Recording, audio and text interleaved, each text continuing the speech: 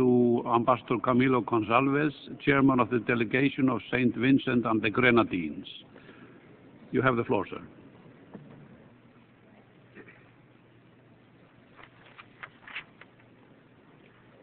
Mr. President, at the outset, St. Vincent and the Grenadines takes this opportunity to express its deepest condolences to the people of Algeria and the staff of the United Nations for the senseless murders in Algiers.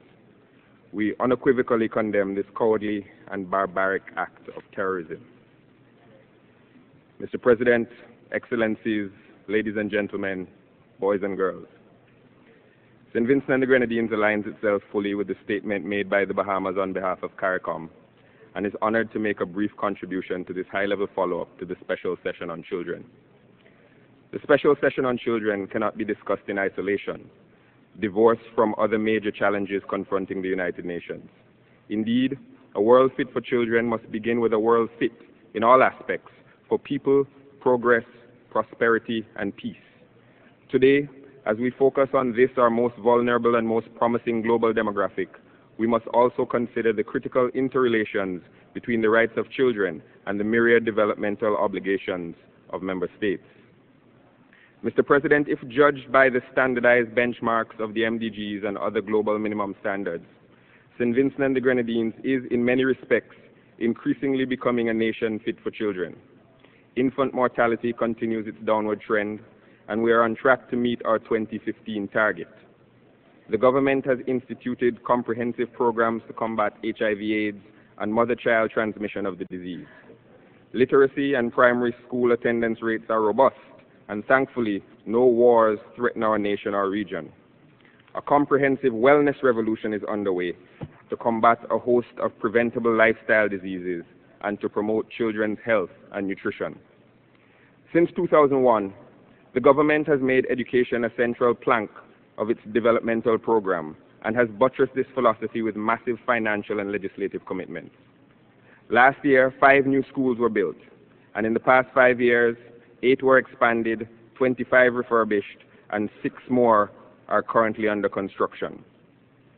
12 learning resource centers have been built nationwide, and which expand and supplement educational options for children outside the classroom.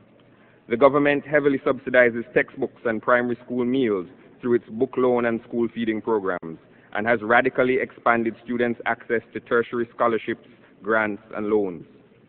Between 2001 and 2006, St. Vincent and the Grenadines went from having only 39% of children attending secondary school to achieving universal access to secondary education. Through all of this rapid expansion, we have maintained a student-teacher ratio under 20. St. Vincent and the Grenadines' far-reaching revision of its Education Act has also spurred a transformation in the field of early childhood education, and the government is building 10 preschools and providing specialized training to supplement private sector kindergartens.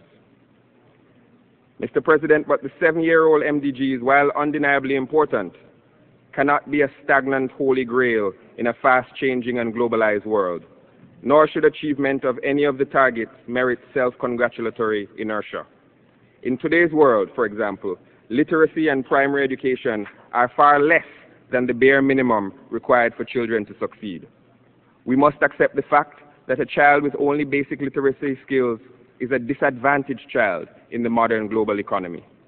Today, computer literacy is the new literacy and an essential life skill.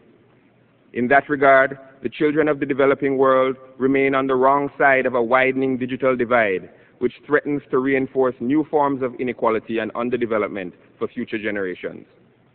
Accordingly, St. Vincent and the Grenadines echoes the message delivered by Secretary General Ban Ki-moon to the Connect Africa Summit this year, when he recognized the fundamental developmental dimension inherent in narrowing the digital divide for the young and poor people.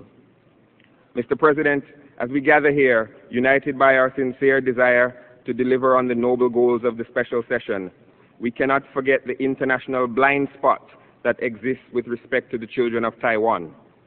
There are over 4 million children in Taiwan under the age of 14, but their interests are not represented in this forum, the WHO, or any other UN body. It seems that the international community is capable of fashioning ways to recognize Taiwan's economic might through the WTO, but unable to apply similar ingenuity and fortitude to the issue of its children. We must urgently correct this colossal representational oversight and include Taiwan in our world fit for children. Mr. President, before a world can be fit for children, it must first be fit. The health of our planet today is threatened by climate change and the short-sighted choices made and defended by developed countries. We recognize that climate change will have a disproportionate negative effect on the world's most vulnerable countries. In these countries, it stands to reason that children, our most vulnerable citizens, will also bear a disproportionate burden, both today and in the planet they inherit. Accordingly, we must explicitly link this session with the work being carried out simultaneously in Bali and demand radical changes on our children's behalf. The children of St. Vincent and the Grenadines have generally escaped the horrors of war in the 200-plus years since European conquest and settlement. However, the peace-loving citizens of our region are now awash in a swelling tide of illicit small arms that accompanies the narcotics trade.